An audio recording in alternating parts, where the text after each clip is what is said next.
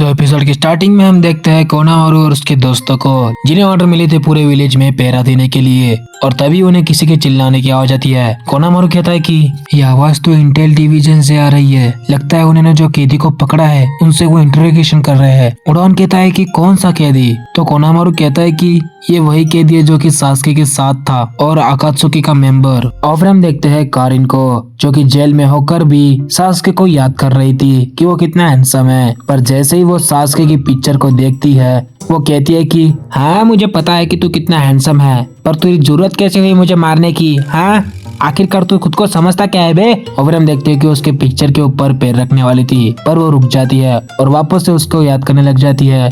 पर मैं क्या करूं, तुम बहुत ही हैंडसम हो सास्के। और फिर बाहर दो गार्ड थे, उनमें से एक कहता है कि क्या उसके हाथ में सास्के उचिया की फोटो है, क्या हमें उससे वो पिक्चर लेना चाहिए? तो भी उसका साथी कहता है कि हमने इससे पहले भी उसकी पिक्चर लेने का ट्राई किया और वो पागलों की तरह बिहेव कर रही थी, इसलिए हमने उसे छोड़ दिया। वैसे भी वो पिक्चर क्या ही करने वाली है। इसके बाद हम देखते हैं कि वो दोनों भी ताश खेलने लग जाते हैं, पर इसका फायदा उठाकर कारिन अपने चश्मे को निकालती है, जिसमें कारिन ने एक नाइफ को छिपाया हुआ था और वो उस नाइफ की मदद से उस सास्के की पिक्चर को फाड़ती है, जिसमें होते हैं बहुत सारे औजार। और फिर हम देखते हैं जुगो और सुगेत्सु को, जो कि ओरोचिमारू के हाइडआउट पर पहुंच चुके थे और वो उसके अंदर जा रहे थे। जिसके बाद हम देखते हैं कि जुगो के सर में दर्द हो रहा था और फिर सुगेत्सु कहता है कि क्या यहाँ पर सारे ही लोग पागल हैं और मैं ही यहाँ पर अकेला नॉर्मल बंदा हूँ? क्या हद है यार। जिसके बाद जुगो कहता है कि सुगेत्सु मुझे एक बात खाई जा रही है, मैं यहाँ पर आया था क्योंकि मैंने किमीमारू से वादा किया था कि मैं सास्के के साथ रहूंगा, पर तुम यहाँ पर क्यों आए हो? और फिर सुगेत्सु कहता है कि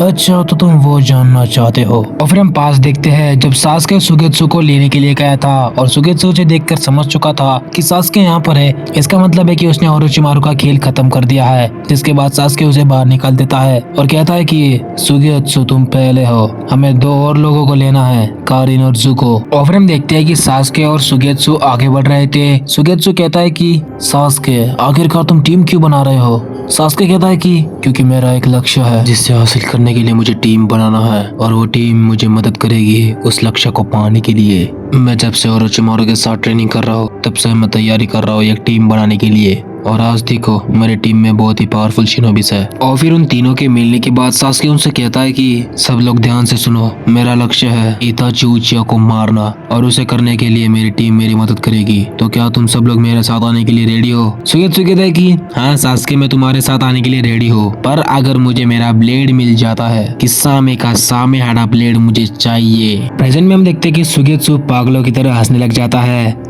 मुझे लोगों को अलग करने में मजा आता है, मैंने कारिन और सास्के को अलग कर दिया। इसका मतलब है कि तुम्हारा कोई लक्ष्य नहीं। सुगेत्सु कहता है कि अगर ऐसी बात है तो सास्के भी इसमें दुर्लभ है, क्योंकि वो भी अपने लक्ष्य से बहुत ही खराब है। मुझे लगा कि वो इताची को मारकर उसका लक्ष्य खत्म हो जाएगा, पर उसने आकात्सुकी के साथ हाथ मिला लिया और उसका लक्ष्य अब बदल गया था और वो अब आकात्सुकी के नीचे काम करने लगा और टेल बीस्ट को पकड़ने लगा, जहाँ पर पहली बार वो हमें ले गया किलर बी को पकड़ने के लिए। और फिर हम देखते हैं कि सास्के ने अपने लाइटनिंग स्वॉर्ड से किलर बी के ऊपर हमला कर दिया था, पर किलर बी अपने स्वॉर्ड का यूज करके सास्के को मात दे देता है और वो सिर्फ एक बार दूर था उसे जान से मारने के लिए, पर सुगेत्सु आकर उसे बचा लेता है। जिसके बाद कारिन उसे वहाँ से ले जाती है और जुगो और सुगेत्सु से लड़ते हैं और फिर किलर भी 8 टेल्स में ट्रांसफॉर्म हो जाते हैं, जिसके बाद उनके ऊपर हमला करने लग जाते हैं, पर सुगेत्सु सबको बचा लेता है और वो कहता है कि उस दिन हम उसकी वजह से मरने वाले थे, 8 टेल्स का चक्रा बॉल हमें खत्म ही कर देता, अगर मैं वहाँ पर नहीं होता तो तुम शायद मर जाते। और ये तमाशा खत्म ही हुआ था कि उसने कागे समिट के ऊपर हमला कर दिया, जहाँ पर उसने फिर से रायकागे से मात खा ली, जहाँ पर माद्रा तो उसे वहाँ से ले गया,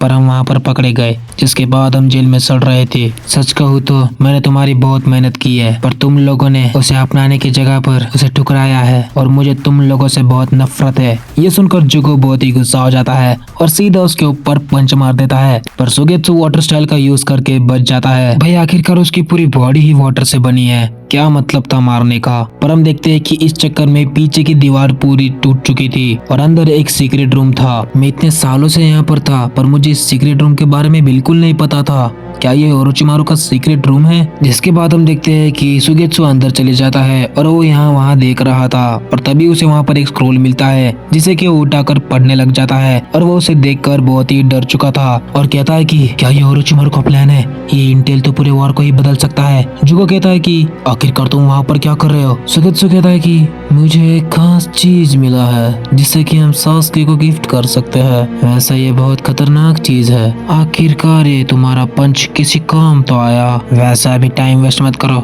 चलो हमें सास्के को ढूंढना है। और फिर हम देखते हैं सास्के को, जिसे बहुत सारे जेत्सु के क्लोन मिलते हैं। वो कहता है कि तुम यहाँ पर क्या कर रहे हो और हमारे ओरिजिनल जेत्सु का क्या हुआ, तुम यहाँ बाहर कैसे आए।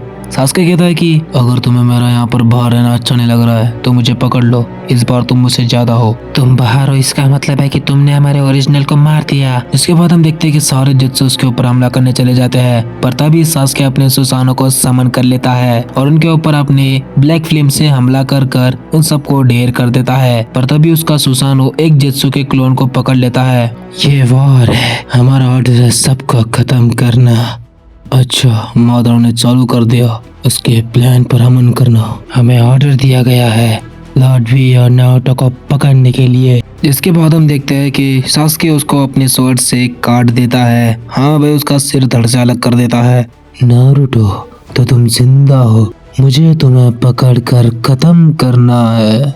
ये आंखें जो तुमने दी थी मेरे भाई, ये अब जवाब देगी। और हम देखते हैं कि इताची आगे बढ़ रहा था